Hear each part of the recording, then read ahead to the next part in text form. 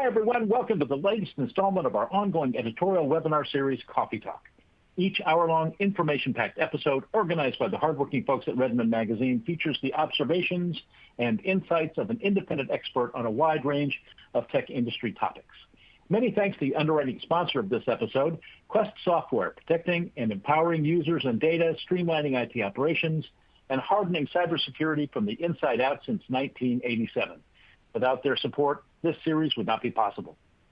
And thanks to you for joining us. I'm John K. Waters, Editor-in-Chief of the Converge 360 Group of 1105 Media, and I'll be your moderator. The topic of today's talk is Rebounding from Ransomware, an expert guide. And our lead presenter is an expert indeed, Alan Liska, intelligence analyst and solutions architect at Recorded Future. Before we get going here, I need to do just a bit of housekeeping. This episode is being recorded for later access. Keep an eye out for an email with a link to that recording. It'll be coming your way in the next few days. We'll make some time during the talk for questions. Please feel free to type your questions into the Q&A box at any time. Our sponsor has provided some extra resources you definitely won't want to miss. They're available now on your console. And as a small thank you to the first 200 attendees who stick with us to the end, we will be sending you a $5 gift certificate to Starbucks. It's a cup of joe to go with the info. Now I'd like to introduce our first presenter. Alan Liska has worked as both a blue and red teamer for the intelligence community and the private sector. Over the past 2 decades, he has seen firsthand, I guess you could say, the damage ransomware attacks can cause, and he knows how the bad actors operate and communicate. A favorite guest on PBS, CNN, and others, it's no wonder he's known as the ransomware sommelier. You guys are in for an awesome session. Alan, please take it away. Thanks, John, and thanks again. We've been doing this for a long time together, and I always love presenting with you. And thank you all for attending today. Very much appreciate it. As John said, my name's Alan Liska. I'm a ransomware researcher at Recorded Future. I'm also the author of the book, Ransomware, Understand, Prevent, Recover, and 3 issues of the ransomware comic book, Yours Truly, Johnny Dollar, which, if you're at RSA this week, is available in the RSA bookstore. So today we're going to talk about something a little bit different. We're going to talk about what happens after the ransomware attack ends. So you've just experienced what's likely the worst event of your professional career. You've had a ransomware attack, and it's over. The network's been rebuilt. The incident response team has left. Your incident response coach that you probably got from your insurance company has left. Everybody's putting together the reports. Your outside legal counsel is probably preparing reports, and your business is mostly back to normal. But then what's next? What happens after the attack? And this reminds me, for those of you who are old like me, reminds me very much of the song Loadout/Stay by Jackson Browne. You've got that moment of your team has literally been running nonstop for weeks, if not months, getting everything rebuilt, getting everything back up and running, getting your network going again, and getting your business functioning. And then it stops. It's over. And that adrenaline that you've been living off of suddenly drains out of you.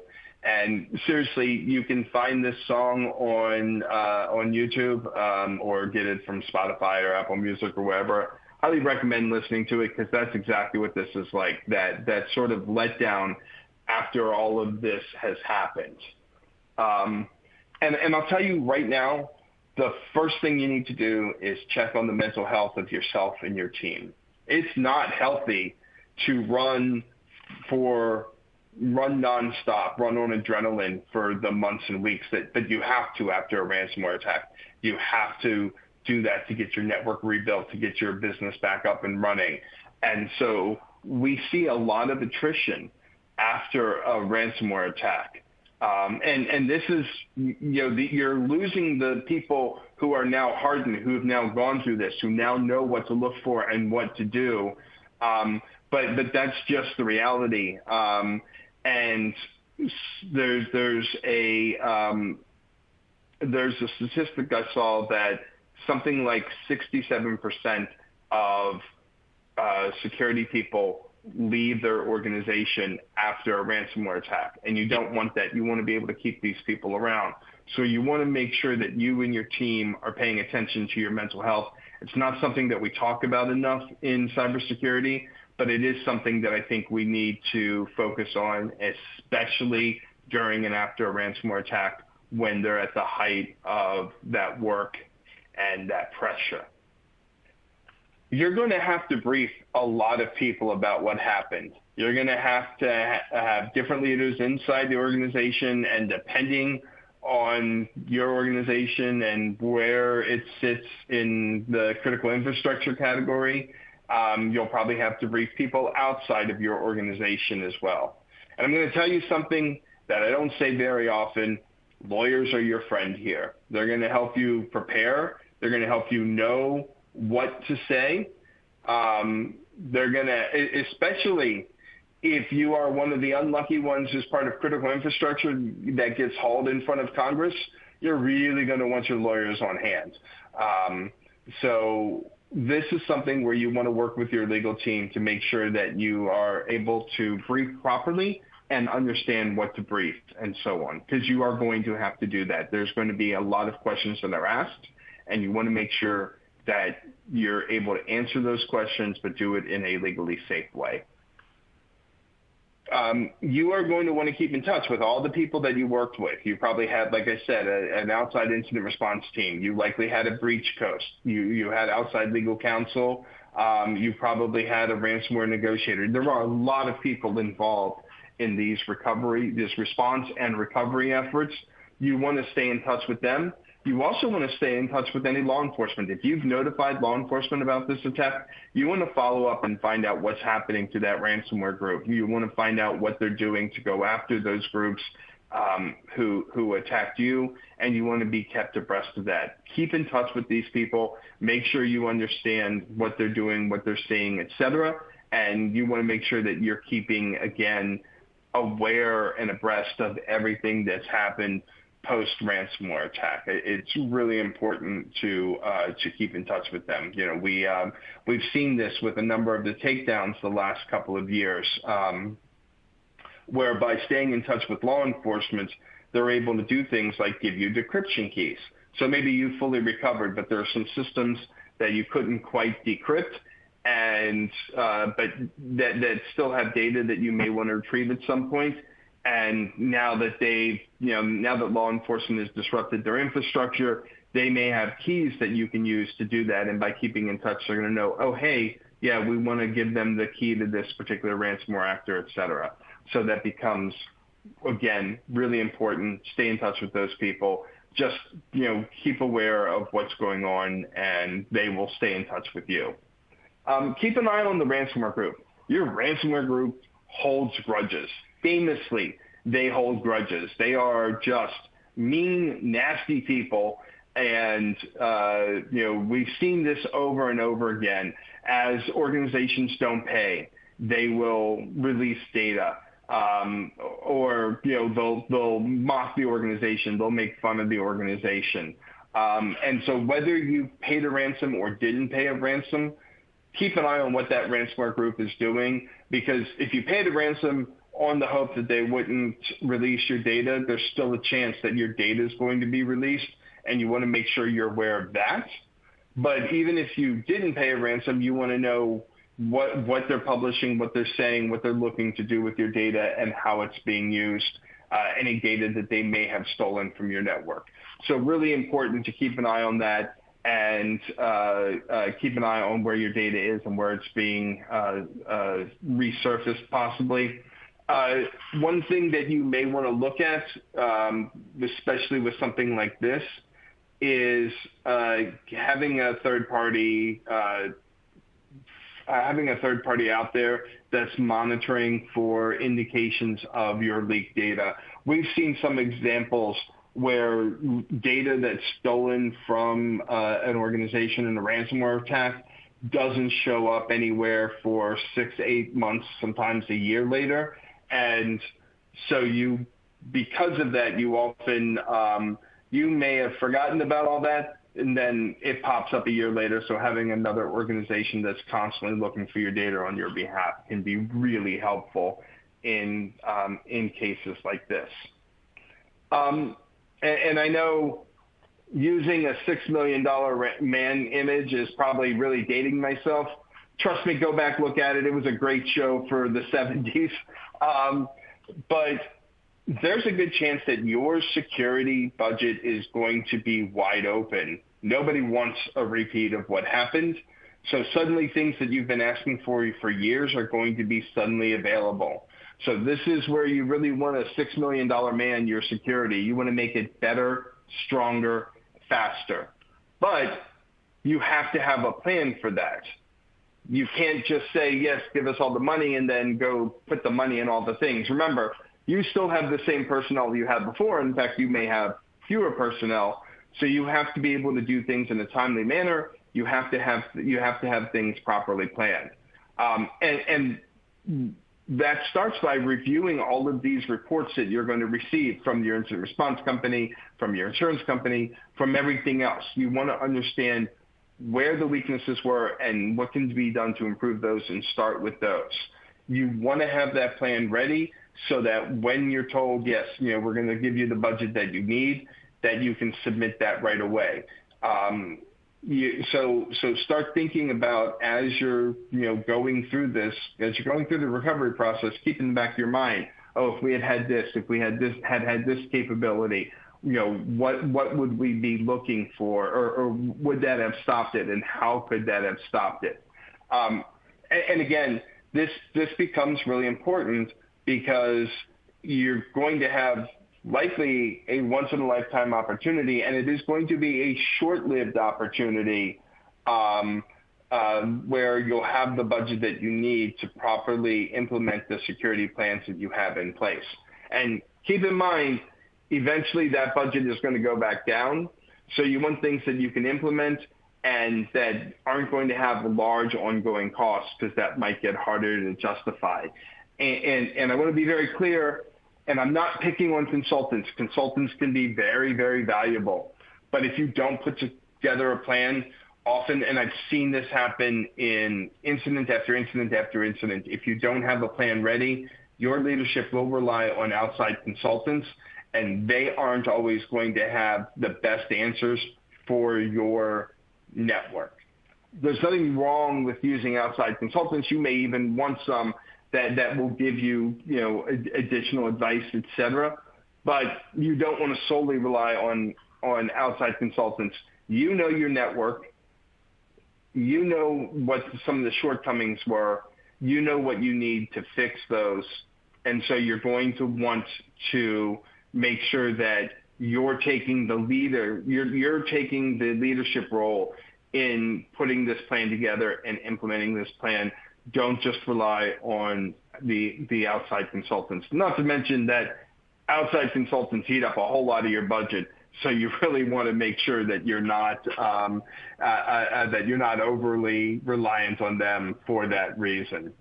And whatever your plan is, you want to test those assumptions. You want to run tabletop exercises. You want to make sure that just because you think that this thing would have prevented the last attack or might prevent the next attack, that you want to think that it actually will. You want to run through exercises to verify that, having this in place would do this, or reconfiguring this system to do this would have helped. Because not all of the changes that you need to make are necessarily mean buying a new thing. It could be configuration changes. It could be retooling some of the tools that you already use, how you're doing the monitoring, how you're doing the data collection, et cetera, or the log collection. So you want to run through tabletop exercises. And again, right now, you're going to have the entire organization that wants to be supportive. They're aware of what happens when there's a ransomware attack, and they're not going to want to repeat. So now's the time to run these tabletop exercises that you've probably always wanted to, because everyone's going to want to participate, including your senior leadership, so they can understand where those weaknesses were and doing that. your incident response team, your insurance company probably have somebody that can help you run those tabletop exercises. So if you're not sure what to do, bring them in and they can help you really get started with that and move that together. And then you're going to want to bring all of the relevant teams together, test this new plan, and then make adjustments as needed. So as you're moving through all of the new ideas, all of the new configurations, you're going to run into issues that you didn't know about or that you didn't expect. And you're going to, you're going to want to make adjustments to the plan and put all of that in place and make your request. And I've seen this happen in a lot of incident responses. Security often is isolated in a little corner of the company. Suddenly there's much better integration between security and the rest of the company. You get to know a whole lot of the different departments. You get to know how they work, why they work, et cetera. Use that newfound trust to build and run these tabletop exercises, to have an honest and frank assessment of what this is going to look like. And I think that goes a long way to doing this and making this forward. And you want to keep moving forward, right? You want to have a plan for how you're going to move forward, what you're going to implement. You can't do everything all at once. You don't have the staff. Even if you're able to bring in outside, contractors temporarily, you still don't have all the staff and personnel to put together everything that you want to do at once. So you want to prioritize and you want to have a running list of what you're going to do, how you're going to do it, and so on. You don't want to lose this new momentum. You want to, you're going to have the rest of the organization lose interest. They have sales deadlines to meet, accounting deadlines to meet. They have all these other priorities that they have to worry about. So while you have them, you want to make sure you have this list of here are the things we're going to do, here's how you're going to do it, and you're going to want to keep doing it. And you're going to want to communicate the progress on that plan. You want to show that you're making progress, that you're moving forward. I see a lot of companies now whose security teams do monthly newsletters of, hey, here are the things that we're doing, and send that out to senior leadership in all the different departments. I think it is a big, big win when you can do something like that because it's showing how security adds value to the organization, and it keeps kind of a running awareness of what security is doing out there. And organizations that have implemented and done it well seem to find greater success because everybody understands what security is doing, why they're doing it, and they're much more excited about participating in it. You still may not get everything that you need, right? Depending on what your security debt is. We talk a lot about technical debt in this industry, but there's security debt as well. Depending on what your security debt is, there may be a lot that you just can't do inside of a year or inside of a year and a half or whatever. So you still may not get everything you need, but prioritize those things that are going to have immediate security improvements and that you can demonstrate value to the organization, because being able to demonstrate that we are all storytellers in the end. If we're going to be effective at what we do, we have to be able to tell the security story out there. And this is one of those things where we can, by being able to tell the story of what we're doing this, and that's why these newsletters can be effective when they're done well, is it helps tell that story of why we're making these changes, why we're implementing this, why we're doing this, and so that everybody understands, and it helps garner that acceptance that you need moving forward.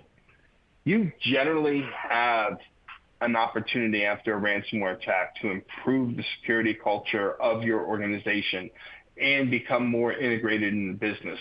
This is your chance to do this. This is your chance to make a real impact on the organization. So you want to take a chance. You want to make sure you're planning for this, implementing it in a way that makes sense, and continuing to build that trust that you gained as part of that incident response, as part of that recovery. You want to continue to build on that so that you are a core part of the organization, that people think of you not just when they have a question about a weird email they got but think about you as part of their day-to-day practices. And I am a big example. And it's unfortunate that it often takes something as dramatic as a ransomware attack for this to happen, but you don't want to let this opportunity go to waste. You don't want the chance of letting this slip by when you actually have a chance to make a real difference to the security of the organization.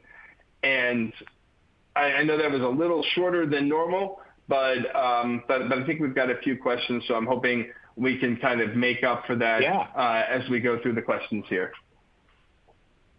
No worries. We do have a bunch of questions, and there's plenty of time for more. I want to remind everybody that you can type your questions into the Q&A box at any time, and we'll do our best to get to all of them. It's funny, our first question from Karen is more or less a question that I was going to ask, which is, please speak more to security debt and provide examples on why it occurs and how to best address it. We know what technical debt is. What's security debt? Well, so think about this. Depending on how long your organization is, or how long your organization's been around, you probably have an Active Directory server that's been there from the start. I mean, you may have upgraded the server, but you likely haven't upgraded the configuration. Microsoft regularly releases new advisories for how to best secure Active Directory. And every ransomware actor out there, every nation state actor wants to get into your Active Directory server. But how often is your organization doing Active Directory audits? Nobody wants to do an Active Directory audit, as we found out earlier this year, including Microsoft, because doing an Active Directory audit may wind up taking your Active Directory offline and disrupting network operations, which is bad, right? So that's one example of that technical debt, or of that security debt, is not updating to the current security recommended configurations from the vendor, because it's hard to do that. Active Directory is a mess to make significant changes to, but Microsoft does come out with new regular recommendations. We see this with patching all the time. There was just a report that came out that CISA maintains a list of known exploited vulnerabilities, and that the items on that KEV list tend to be patched twice as fast as other vulnerabilities. So not patching things, that is that security debt that we talk about. There may be things like multi-factor authentication that you need to implement, but you haven't had the time. It hasn't been prioritized in your organization. That's another example of security debt. So these are the kind of things that I think of when I think of security debt in an organization. Fascinating. Okay, here's one from Ann, who's wondering, are there specific products or tools we should be looking for after an attack to improve security? So probably, but what I always tell people to start with is, unless your vendor was really, really irresponsible in something, you don't necessarily need to start with new products. You need to start with how to best configure your existing products, right? And that's always like, if you know how to use a tool and you're comfortable using the tool and your team's using the tool and it is not a bad tool, then how do you better configure that? That's a better way to start. And then you can look at, okay, things like, we don't have EDR. We need to add, endpoint detection and response. We don't have that. We probably should have had that in the first place. And your incident response vendor will probably tell you or offer you some suggestions to that. Hey, this response would have been easier if we had X, Y, and Z in order to look for these logs, and these logs, because then you can emulate that on your end. So that's going to vary from organization to organization, but it can absolutely, but it's absolutely something that you should be looking at, both improving your existing security stack and then adding when there are gaps. But improve first, find the gaps, fill those gaps.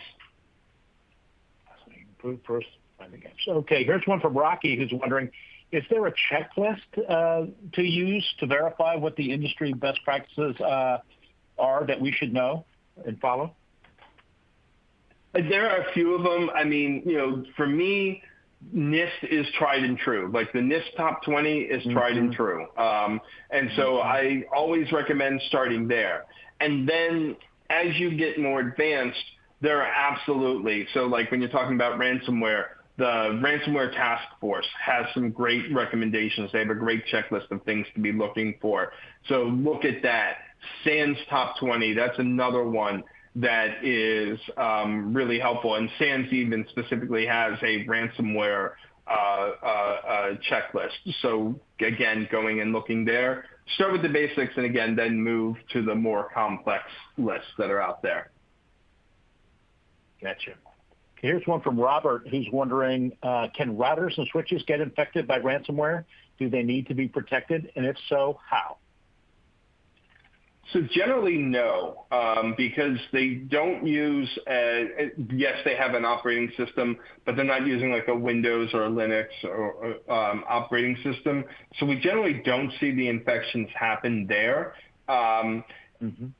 That doesn't mean that it can't happen because, yes, of course, anything can be hit with ransomware if it has an operating system.